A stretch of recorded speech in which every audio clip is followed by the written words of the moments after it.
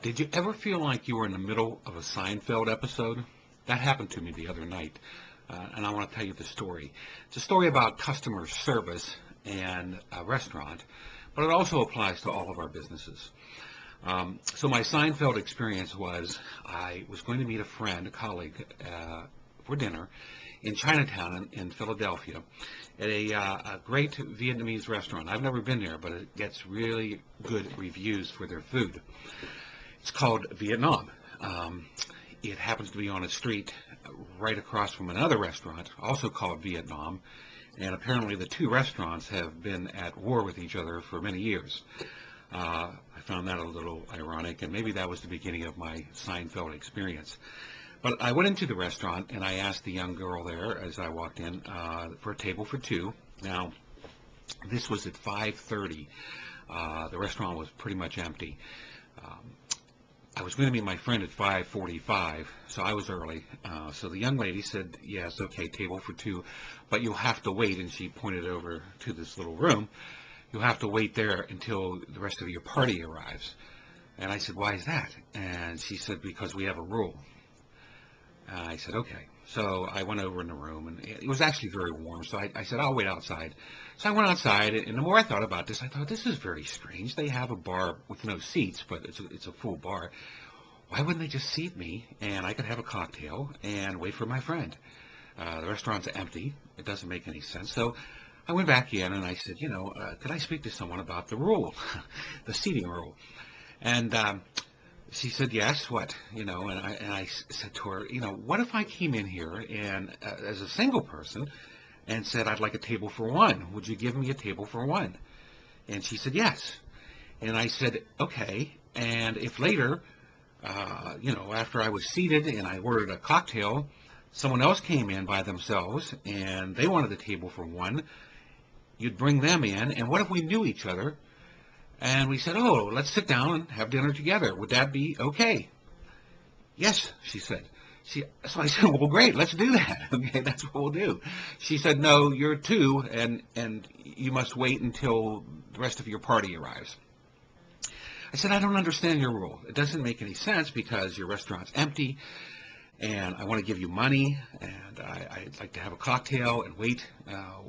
Why can't you do that? She said, well, the chef wants everything to come out at once. And I said, yeah, okay.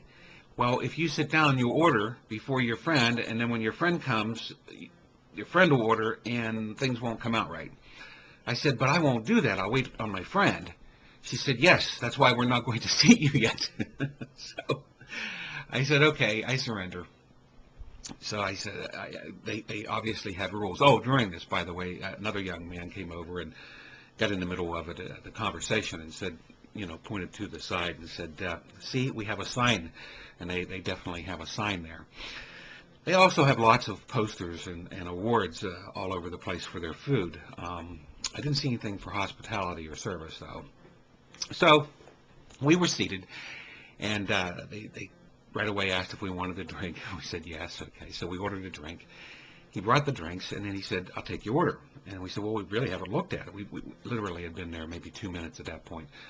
And so he just kind of stood there, and we said, well, will you give us a couple of minutes? Okay, so he went away and came back in a couple of minutes, maybe two, and said, could I take your order? So we said, oh, we haven't looked yet, but how about an appetizer? And yeah, my friend said, yeah, great spring rolls. So we said, we'll each have a spring roll. So he wrote that down. And then I noticed, I was talking to my friend, just looking straight ahead like this, I noticed over my shoulder that he was still there. So I turned around, and he has his pad of paper right behind him. And he said, and the rest of your order? And we said, still haven't looked. Why don't you put the spring rolls in? My friend said this. And when you come back with the spring rolls, we'll go ahead and place an order for our entree. He said, you can't do that. He says, we have a rule. So my friend said, you mean you have a rule that you have to order everything at once? And he said, yes. So she said, then come back later because we're not going to order the spring roll yet. So he did. It was, again, just a couple of minutes, and we realized they just wanted to get us out of there. So the bottom line, I guess, for everyone to think about is the food was wonderful, absolutely fantastic food. But these people thought they were in the food business. They're not. As a friend of mine said at lunch yesterday, they really are in the hospitality business, and no one ever taught them that. They got a lot of awards for their food, and they think, that's how they make their money, is selling food. So they want to get people in there, seat them all at once, bring the food out fast, which they can do, and get you the hell out of there so they can turn over the table. I felt like I was being churned in some kind of a stock deal. You need to make people feel welcome in your business, just like they were coming into your home. That's important. A restaurant, it's absolutely vital. But in all our businesses, our customers need to be made to feel like they're one of the family, one of our tribe. So if you're in the mood for some good Vietnamese food, I can tell you that Vietnam Restaurant, which is across the street from Vietnam Palace, so it's a Vietnam restaurant in Philadelphia, has fantastic food. But do what I do from now on, and if I ever go back, I'm ordering takeout. So have a great day. Thanks. Bye.